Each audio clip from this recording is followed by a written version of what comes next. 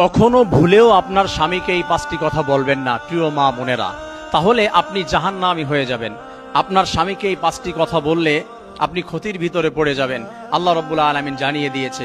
তার 1 নম্বর হচ্ছে অন্যের সাথে স্বামীকে তুলনা করবেন না।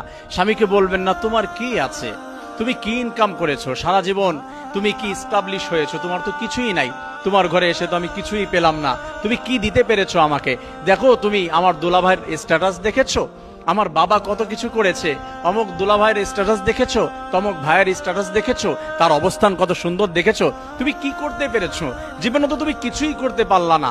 স্বামীকে কারো সঙ্গে কম্পেয়ার করা এবং কারো সঙ্গে তুলনা করে তাকে ছোট করা, এই কথাগুলো আপনি বললে জাহান্নামে যাওয়ার কারণ হয়ে যাবেন।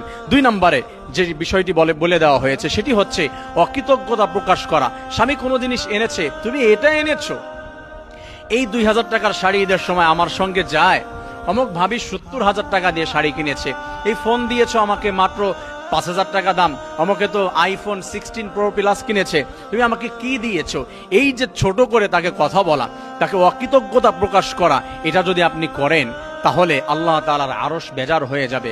আপনার স্বামী মনের ভিতরে কষ্ট পাবে, আপনাকে সে যা দিয়েছে আপনি সেটার উপরে খুশি হন, তার যতটুকু অ্যাবিলিটি দিয়েছে, ভালোবাসা কতটুকু আপনাকে দিয়েছে, এটাই আপনি খোঁজার চেষ্টা করেন। কারণ হচ্ছে ভালোবাসার উপরে আর কিছু হতে পারে